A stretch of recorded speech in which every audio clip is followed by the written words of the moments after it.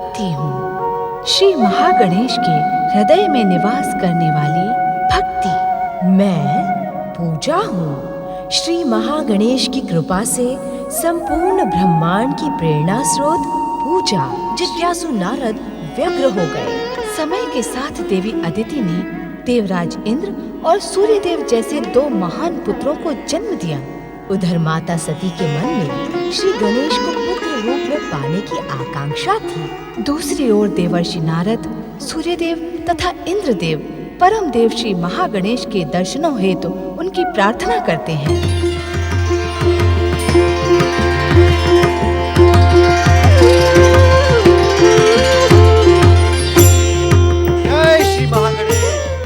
जय जय श्री महागणेश। हे परम देव श्री महागणेश, देवराज इंद्र को एवं सूर्य देव को अपने आशीर्वाद से धन्य करे प्रभु। नारद, तुम भली भांति जानते हो कि सत्य तथा सदाचार के मार्ग पर चलने वालों को मेरा आशीर्वाद सदा प्राप्त रहता है। देवराज इंद्र, गृहपति सूर्यदेव, अपने माता व पिता के संस्कारों के कारण आपको जन्म से ही अपने कर्तव्यों का ज्ञान है, किंतु अपने कर्तव्य पथ पर आप दोनों को सावधान रहना होगा। सावधान? गंग गंग गंग गंग प्रभु, किससे सावधान रहना होगा? इनकी विमाता अदिति ने महापराक्रमी दैत्यों की माता बनने के लिए ही जन्म लिया है। वे अपने पति, बहनों तथा देवताओं को आतंकित करने का एक भी अवसर जाने नहीं देगी। हे श्री महागणेश, किंतु इसका परिणाम क्या होगा? परिणाम को भविष्य के गर्भ में ही छिपा रहने दे देवर्षि नारद। समय से पूर्व सब कुछ जान लेना अनुचित है।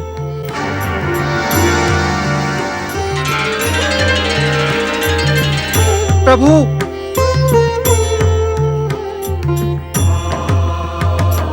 नारायण नारायण। हे श्री महागणेश, आप मुझे जिज्ञासा के महासागर में छोड़कर अदृश्य हो गए।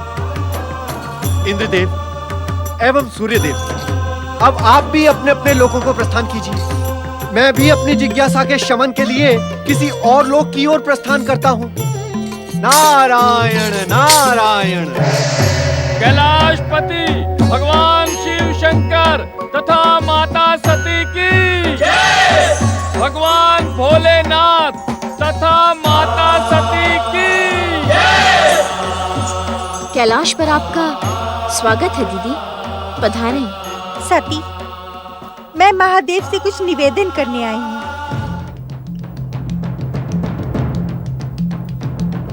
कैसा निवेदन? आपके पति प्रजापति कश्यप ऋषि कहाँ हैं? वे स्वस्थ तो हैं? वे तो स्वस्थ हैं महादेव, किंतु मेरा मन अस्वस्थ है। आप मुझ पर एक कृपा करें। आप लंबी यात्रा करके कैलाश पधारे हैं। पहले आप विश्राम कर लें, उसके पश्चात आपसे निवेदन करना और आपका आशीर्वाद प्राप्त करना ही मेरा विश्राम है कैलाशपति। एक ऋषि पत्नी को इतना व्यथित होना शोभा नहीं देता देवी दीदी। स्वामी, दीदी किसी विषय को लेकर व्यथित और उद्विग्न लग रही हैं। आप इनका निवेदन सुन तो लें। इनका निवेदन हमसे अज्ञात नहीं है देवी सती। यह हमसे महापराक्रमी पुत्रों का वरदान प्राप्त करने की इच्छुक है। हाँ महादेव, आप मुझ पर कृपा करें, मुझे असाधारण पुत्रों का वरदान प्रदान करें, जिससे मैं अपने पति कश्यप और अपनी बहन अदिति से अपनी उपेक्षा और अपमान का प्रतिशोध ले सकूं। असंभव दीदी, असंभव। प्रतिशोध का वरदान तुम्हें कैलाश से कदापि प्राप्त नहीं होगा। कैलाश तो प्रेम और मैत्री का मंदिर है। ऐसे असंभव वरदान की अपेक्षा तुम यहाँ से ना ही रखो। अर्थात तुम मेरे पति कश्यप और अदिति के षड्यंत्र में सम्मिलित हो। मैं किसी भी षड्यंत्र में सम्मिलित नहीं हूँ दीदी। मैंने वही कहा जो सत्य है। किंतु वरदान मैंने तुमसे नहीं मांगा था। आप कहें महादेव। शिव की पूर्णता शक्ति के साथ ही है देवी। शक्ति स्वरूपा देवी सती ने जो कुछ भी कहा है वही सत्य है। अर्थात पिता के दुर्व्यवहार का प्रतिशोध आप मुझसे लेने की इच्छुक हैं? हम किसी से प्रतिशोध नहीं लेते, दंड देते हैं देवी दीदी, क्योंकि हम संहार के देवता महाकाल हैं। स्वामी,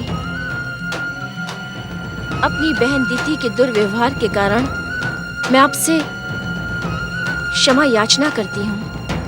किसी दूसरे के लिए आपको क्षमा याचना की आवश्यकता नहीं है देवी सती, किंतु वो मेरी आपकी बहन होने से पहले वे एक प्राणी हैं। वे अपने कर्मों एवं पाप पुण्य के लिए स्वयं उत्तरदायी हैं। स्वामी,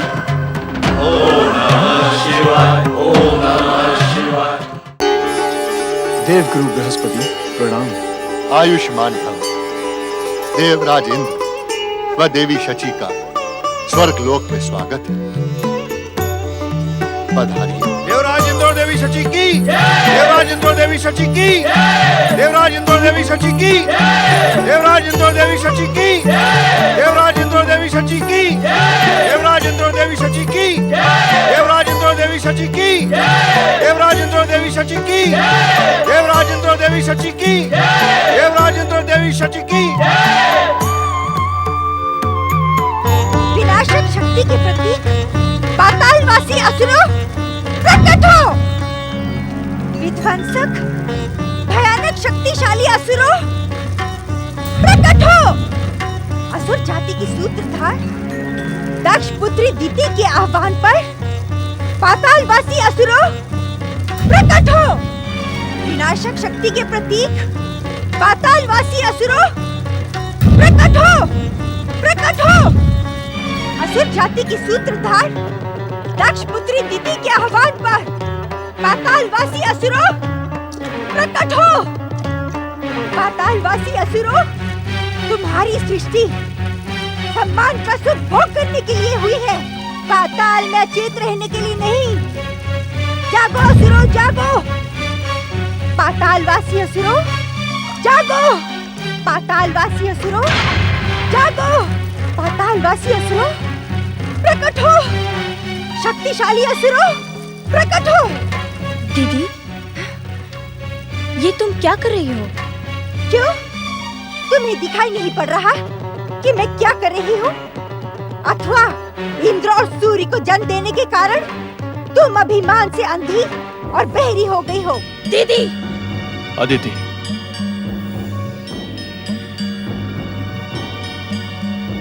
दीदी, मेरे पुत्र तुम्हारे लिए भी तो पुत्रों के ही समान हैं। नहीं, मेरा पुत्र मेरी कोख से जन्मा महापराक्रमी होगा, जो तुम्हारे पुत्रों को पराजित कर देगा। अपनी बहन अदिति से ऐसी घृणा क्यों दीदी? घृणा? नहीं, मुझे इससे घृणा नहीं है, प्रेम है, प्रेम। प्रेम? किंतु प्रेम का स्वभाव ऐसा नहीं होता है दीदी। भक्ति का पाखंड करने वाला क्या जाने प्रेम का स्वभाव। मेरी बहन अदिति ने ही तो मेरे भीतर महापराक्रमी पुत्र को जन्म देने की मनोकामना जागृत की है। किंतु मैंने कहा न ऋषिवर, ये घृणा नहीं है। मेरी घृणा के पश्चात अदिति अभी तक जीवित ही ना होती। दीदी! इसे मेरी इच्छा तक जीवित रहना होगा। जिन पुत्रों पर ये इतना अभिमान कर रही है, मेरे पुत्रों और पातालवासी असुरों के द्वारा उनकी भयानक दुर्दशा देखनी होगी। मैं ये कदापि न होने दूंगा। जागो असुरों, जागो! पातालवासी असुरों, जागो! सावधान दीदी, सावधान! प्रजापति दक्ष की पुत्री होने के कारण एवं हमारे यज्ञ कुंड में आहुतियां डालने के कारण तुम्हारे आवाहन का स्वर निश्चित रूप से पाताल लोक तक पहुंचेगा। निश्चित पहुंचेगा। हाँ, किंतु सोए हुए पातालवासी असुरों को जगाने का परिणाम भयंकर और विध्वंसक होगा। विध्वंसक इच्छा साध कर ही तो मैं असुरों का आह्वान कर रही हूँ, जिससे इसके पुत्रों को पराजित कर इसका गर्व खंडित कर सकूं।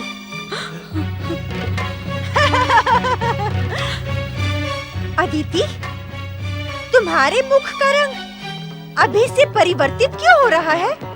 मैं तुम्हें यह अनुचित कार्य कदापि न करने दूंगा अदिति, कदापि नहीं। मुझे रोकने का दुस्साहस न करना, अन्यथा मेरा भयंकर क्रोध तुम सबको भस्म कर देगा। पातालवासी महापराक्रमी असुरों, प्रकट हो। दक्ष पुत्री दीति तुम्हारा आह्वान करती है। जागो असुरों, जागो। हमने तुम्हारा आह्वान स्वर सुन लिया है। दक्ष पुत्री देवी दीति, हम आ रहे हैं। दक्ष पुत्री दीति तुम्हारा आह्वान करती है। जागो असुरों, जागो।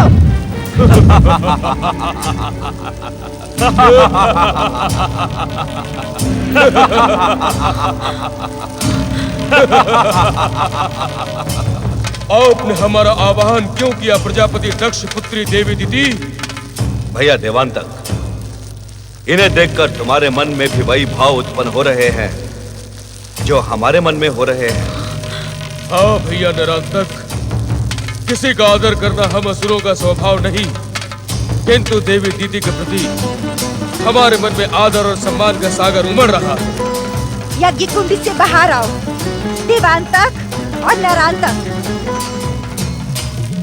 जो आज्ञा देवी दीदी।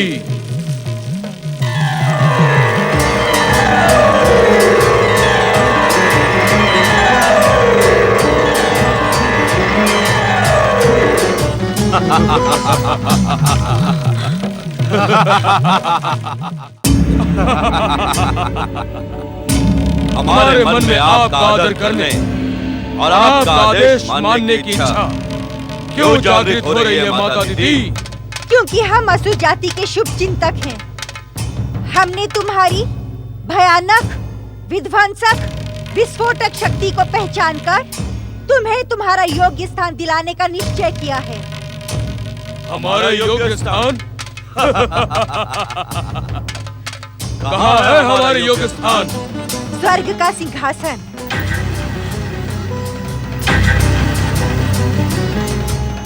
स्वर्ग का सिंहासन? हाँ, जाओ और अपनी भयानक, विध्वंसक और विस्फोटक शक्ति से स्वर्ग के भीरू सम्राट देवराज इंद्र को धरती पर धकेलकर स्वर्ग पर अपना अधिकार करो। और कुछ? हाँ, इस संसार में शक्ति पूजन की परंपरा है। तुम दोनों पृथ्वीवासियों को अपनी आसुरी शक्ति का परिचय देते हुए उन्हें अपनी पूजा के लिए विवश कर दो। आपकी आज्ञा शिरोधार्य है माता दीदी। मैं उस देवराज इंद्र को स्वर्ग से नीचे धकेल देता हूँ भैया नरांतक। हाँ, और मैं इन पृथ्वीवासियों को असुर पूजन के लिए विवश करता हूँ।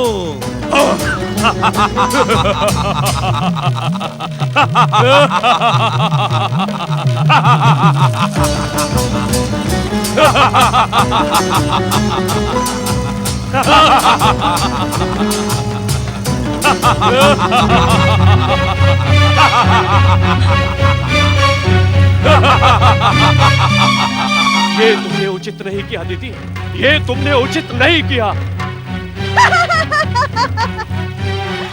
अब तुम दोनों मेरी उपेक्षा के परिणाम से परिचित हो जाओगे। अब स्वर्ग पर असुरों का अधिकार होगा, असुरों का अधिकार। चलो तो।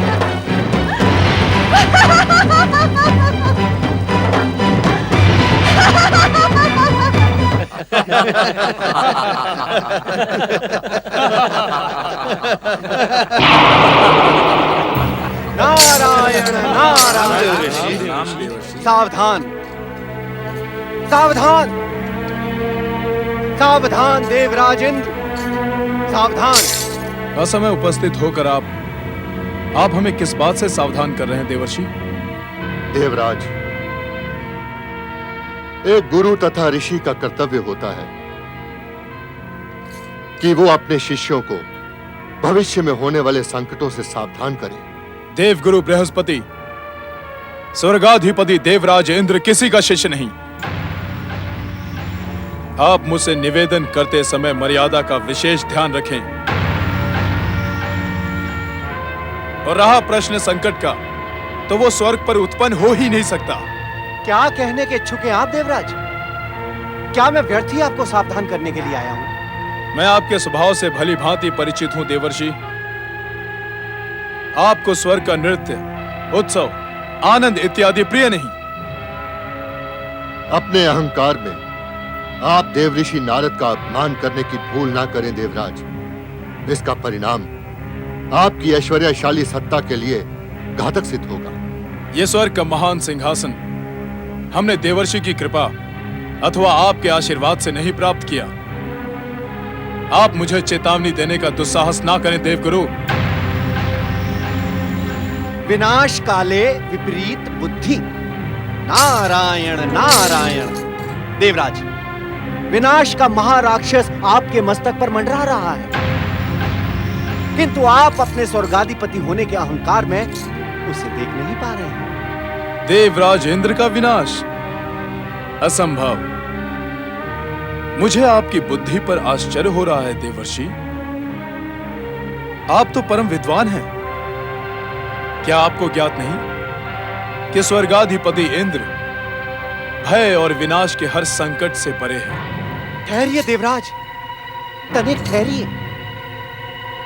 अपने स्वर्ग के सिंहासन पर इतना अहंकार अच्छा नहीं है। वैसे भी यह सिंहासन आपने अपने पुरुषार्थ एवं भक्ति से नहीं, अपितु अपने माता पिता के संस्कारों से प्राप्त किया है। नारायण नारायण। यही देवर्षि, यही मैं कहने का इच्छुक हूं। मेरे माता पिता के संस्कारों से प्राप्त यह स्वर्ग मेरी संपत्ति है और स्वर्गाधिपति इंद्र सर्वश्रेष्ठ है। नहीं देवराज इंद्र, नहीं। स्वर्ग आपकी संपत्ति नहीं है, अपितु आपकी माता के अर्जित पुण्यों की धरोहर है। हर पुत्र का कर्तव्य होता है कि अपने माता पिता की धरोहर व स्मृतियों की रक्षा करे, इनका दुरुपयोग नहीं। आपका व्यवहार देखकर मैं आश्चर्यचकित हो गया हूं देवगुरु। कुछ क्षण पूर्व ही आप असुरों के विरुद्ध ठहाका लगाकर आनंदित हो रहे थे, और अब देवर्षि को देखकर आप मुझे सदाचार का पाठ सिखाने लगे। हर समय समान नहीं होता देवराजेंद्र। मनोरंजन के समय आनंद, उपासना के समय भक्ति, चिंतन के समय विचार विमर्श, और संकट के समय सुरक्षा के प्रति जागरूक होना ही इस विधि का विधान है।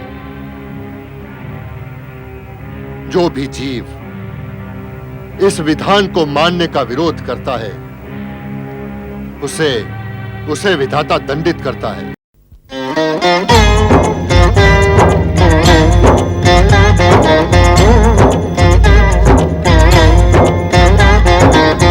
अर्थ समर्थ ये इनसे जीवन, यही है करता यही है कारण। अर्थ समर्थ ये इनसे जीवन, यही है करता यही है कारण।